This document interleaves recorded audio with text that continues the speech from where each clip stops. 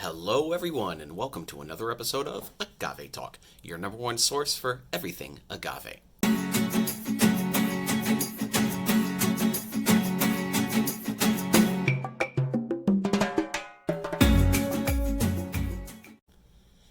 We appreciate you being here with us today. Today, we are actually going to be doing a special episode using Espanita Tequila.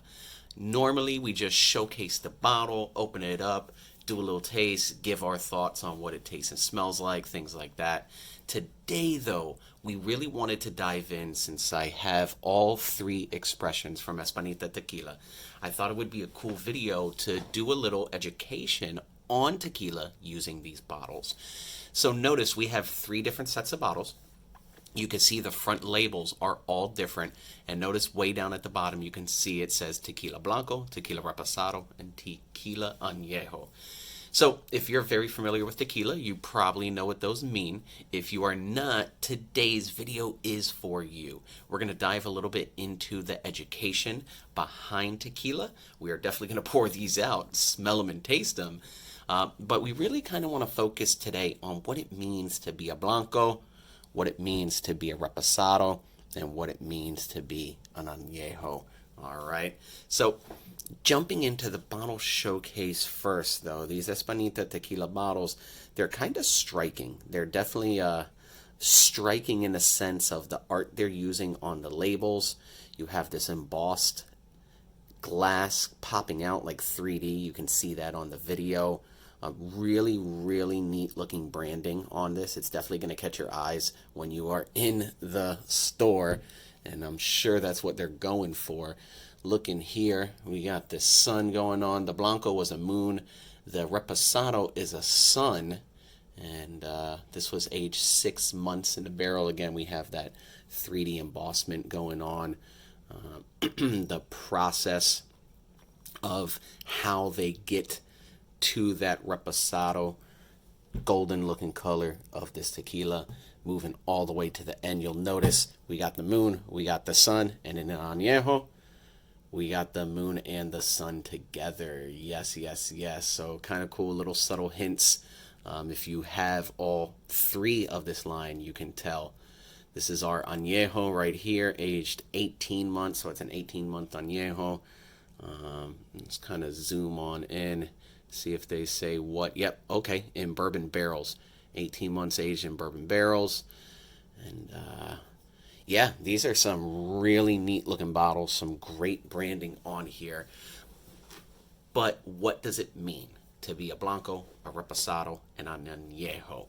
So for our tequila class today, Blancos are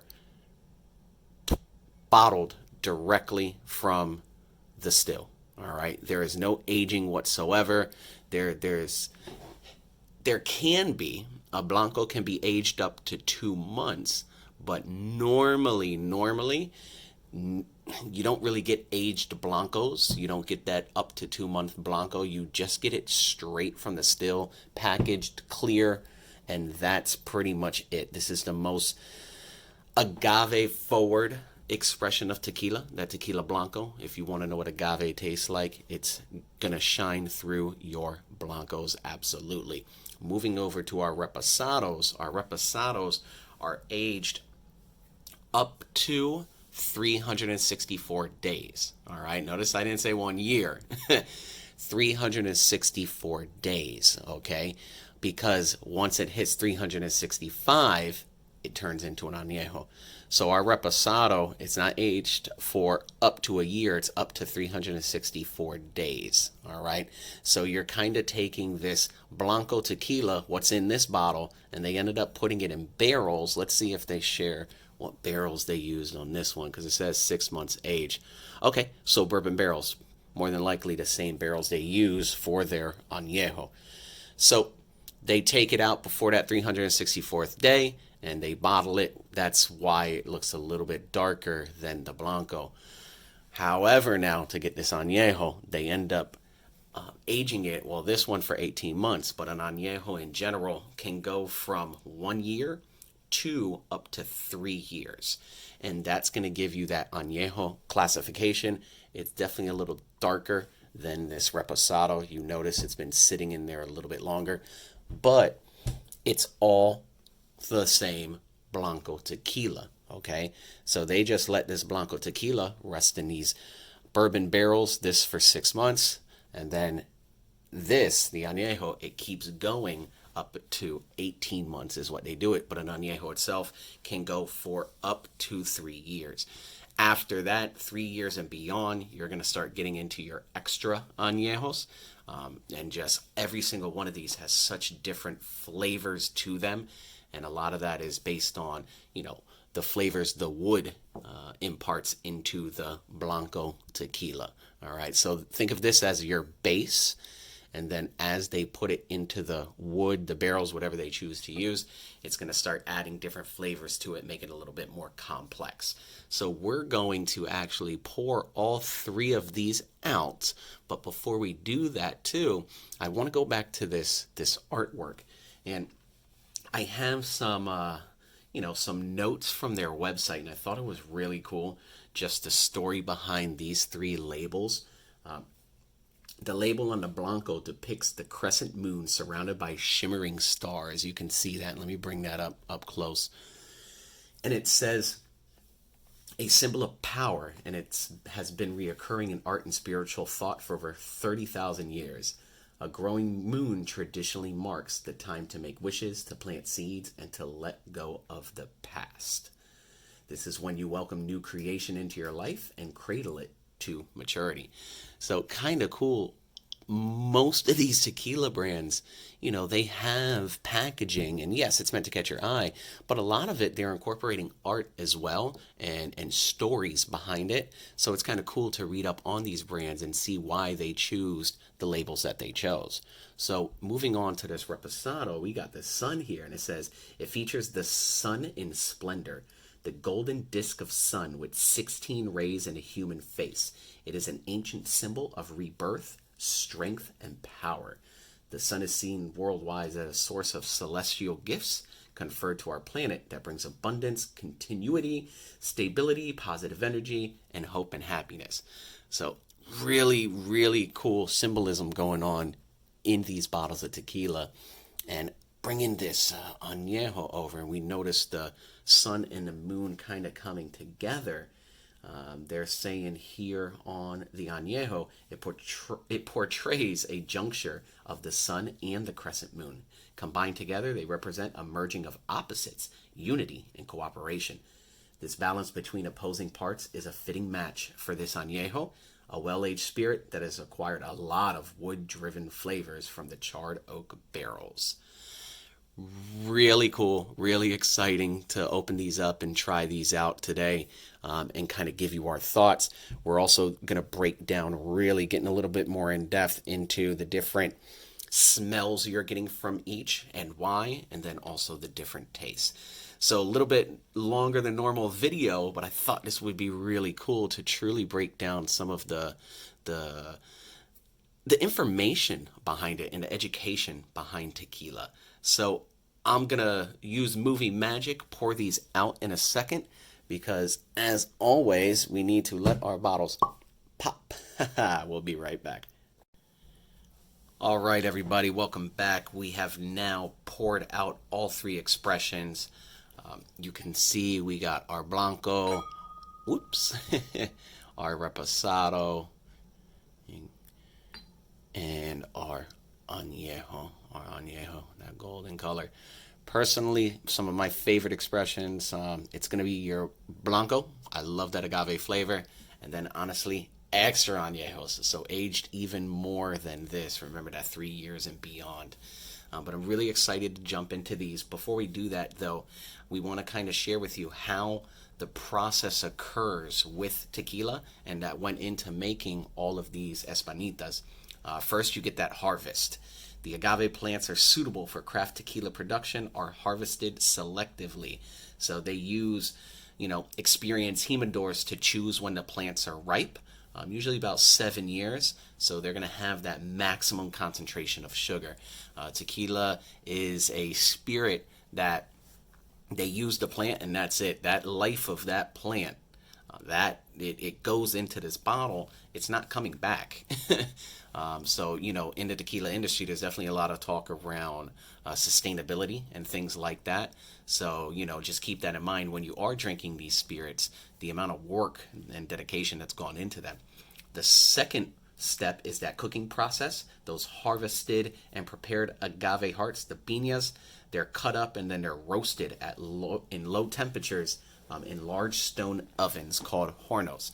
Uh, Depending on the distillery, they might use a different method, but that's what Espanita is saying they use. There's tons of different ways to cook these, and they're saying that they're cooking them in large stone ovens. What ends up happening after that, you take out the piñas. It's delicious if you ever tasted actual roasted agave. Super sweet, kind of like a yamish, sugarcane kind of texture and taste.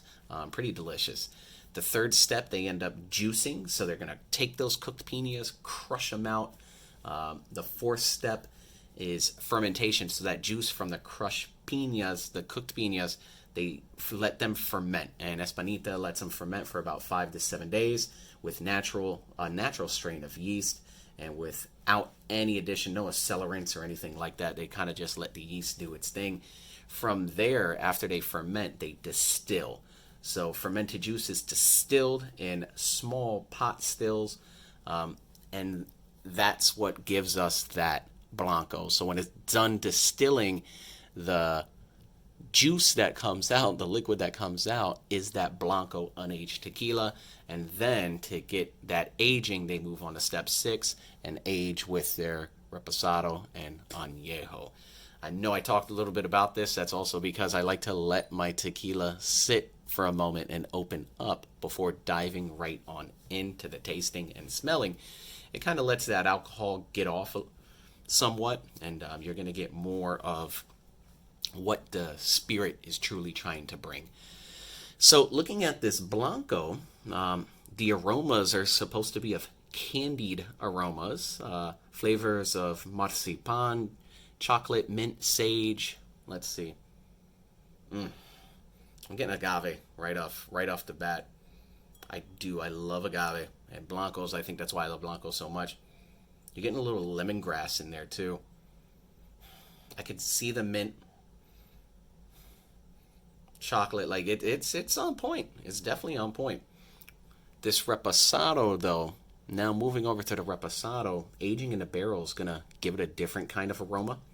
They're saying it's succulent and creamy with wafting scents of spiced butter. They like to get real expressive describing their product, but with due right, it is an experience. Oh yeah, such a difference. If you ever have a chance to do a lineup like this, going from Blanco, Reposado to Añejo, all from the same brand, we highly encourage that you do, because the difference between this and this is incredible. And really, all this is this tequila, but aged in barrels for 6 months. But it takes on so many different smells and flavors. Oh man, I'm getting like vanilla and butterscotch, a little bit of ginger. There's still that agave. There's still an agave smell in there too, which is great. Coming over to our añejo now.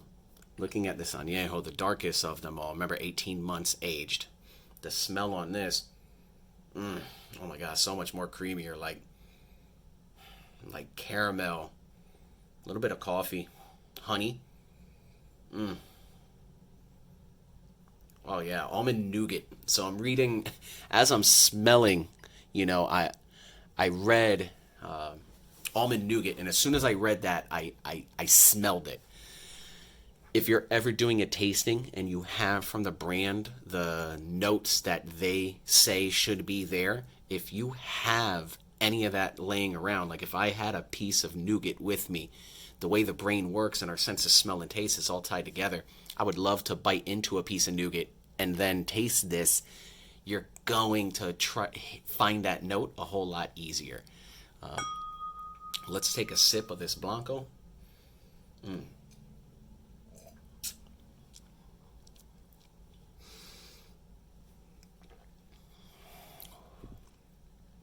So anytime I taste, I'll take a sip, I inhale, I swallow, and I breathe out. It helps, again, kind of connect your nose and your mouth together, your taste, and really brings out those flavors. Definitely silky smooth. It is smooth. It's got some heat going down. It's that blanco. Vibrant. They say vibrant, fruity. It is a little fruity. You definitely get that black peppercorn. A little rosemary in there. Yeah, that's not bad. It is agave forward.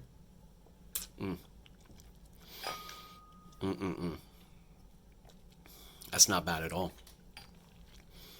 This reposado, the reposado itself, they're saying taste-wise, definitely creamy, roasted agave, walnut.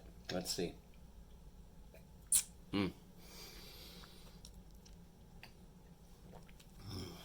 Oh yeah. Wow. Velvety. Definitely a different mouthfeel. Definitely velvety. I like that. I like that. How just much, how much flavor is impacted by 6 months being aged in that barrel. That's amazing. Kind of woody now on the aftertaste. I'm getting some wood in my mouth. I like it. So this anejo in our Dia de Muertos glass, this anejo, let's check it out. Give it a taste.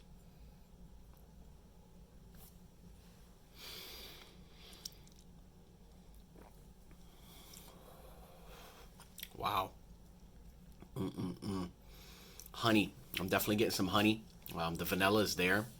I'm reading, it says toasted marshmallow as well. I could see that toasted marshmallow.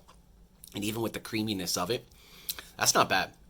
That's not bad. And honestly, like the price point on these is like anywhere from like $20 or $35 a bottle. And that's a solid lineup. That is a solid lineup to be able to do going across to taste the differences and have kind of like a tequila class. Very interesting. And if you're getting into tequila, you want to learn more, you're trying to grow your palate, doing something like this would absolutely be beneficial. We appreciate you being here. That's pretty much it. This was a longer video than normal, and it's amazing to be able to share this experience. We encourage you guys to go out. Any brand you end up liking, try to do a taste test. Go from their blanco all the way, and if they have an extra anejo, it's a really neat thing to do. So we appreciate you being here with us today. As always, let your bottles pop. If you have not done so already, hit that like and subscribe button and share this video. Share this video with somebody. We appreciate you being here. Take care, everybody.